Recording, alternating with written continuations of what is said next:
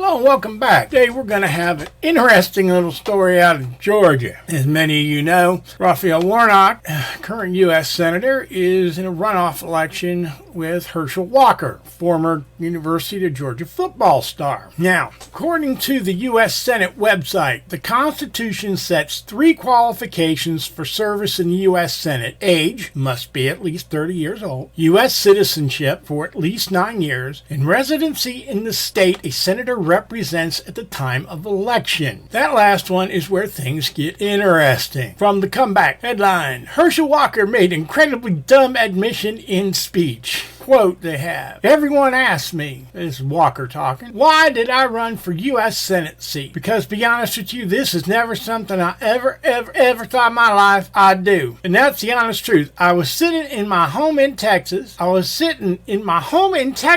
I was seeing what was going on in the country, and I was seeing what was going on in this country, and how they were going to divide people. No, I did not mess up the quote. That is the exact quote. CNN noted that Walker did media appearances from his home in Texas 4 times after announcing his candidacy for the Georgia Senate seat. They also reported that prior to his announcement that he would run for the Georgia Senate seat, all of his media appearances took place in Texas. I said it before, I'll say it again. The NFL should hold this guy up as an example of why they need funding for research into CTE. His brain ain't there. And there has been a complaint filed with the Georgia Bureau of Investigation and the state attorney general calling for an investigation into whether he committed a felony by voting in Georgia election while claiming an exemption for a home he owns in Texas. The complaint states, it appears that Walker was not a resident of Georgia for voting purposes when he registered to vote and voted. Anyone who votes or registers to vote, knowing that he is not eligible to do so, is guilty of a felony. Herschel Walker registered to vote in Georgia in 2021 and voted in the 2022 primary and general elections, despite simultaneously claiming a homestead tax exemption in Tarrant County, Texas. To be eligible for a homestead exemption in Texas, a property must be owned and occupied as the owner's principal residence. That's the end of the quote on that. To be eligible for the tax break, the owner's property must, quote, from Texas law, use the home as his or her personal residence as of January 1 of the tax year. It also states that if they move out of Texas, the resident can still receive the exemption if they do not establish a principal residence elsewhere, you intend to return to the home, and you are away less than 2 years. Georgia law, for what it's worth, requires a voter with the homestead exemption to claim the address where the homeowner is receiving the exemption for voting purposes. Walker's wife does own a house in an upscale neighborhood in Georgia, but they rent it out, and they have claimed rental income from that house for the last several years. So since they have a signed lease, he can't just tell these people, hey, get out, I need the house. Because guess what? He can't. They have a contract. He can't use that as his residence because it's not his residence. I have no idea what this man is thinking. He runs a very real risk that if he does win, that he won't be able to take the seat. Both the House and Senate rules state that the body, House or Senate, in this case Senate, has the right to choose who they will admit to the body. This is usually never a problem. It has at times, quite far back in time, like after the Civil War, been used to question whether someone could be seated. It has also been used in recent years to eject a sitting member from the House, forcing a special election to replace them, usually because that member is going to prison. Going into a 51-seat Democratic majority Senate, even if Walker were to win the runoff, which it's looking like he's probably not, he would have the problem that, number one, all the Democrats would vote not to seat him, and at a guess, quite a few Republicans might also, because this is a constitutional question. This isn't something about whether they approve of the law or not. The Constitution is what keeps the country working, and when it's not followed, bad things happen. And in in this case, the precedent that would be set by allowing him to take the seat would basically say that anyone from anywhere can run for the Senate in a state with an open seat, even if they don't live there, even though the Constitution says they have to live there. I've listened to a lot of interviews over the years with athletes, some of them talking about things that have nothing at all to do with sports. And this is probably the first time I have ever seen somebody that people would allow in front of a camera who qualifies as a dumb jock, because that's what he is. He's a dumb jock. He lied about being in law enforcement. He lied about being an FBI agent. He lied about being a deputy sheriff. He lied about graduating from the University of Georgia. And he also lied about being the valedictorian of his class that he didn't graduate with. He's not only a dumb jock, he's a lying dumb jock. Some people would say that he would be a breath of fresh air in the halls of Congress, because all congressmen lie, and his lies are just transparent enough that there's no doubt in anybody's mind that he's lying. Unfortunately, if our democracy falls to that point, this country is doomed.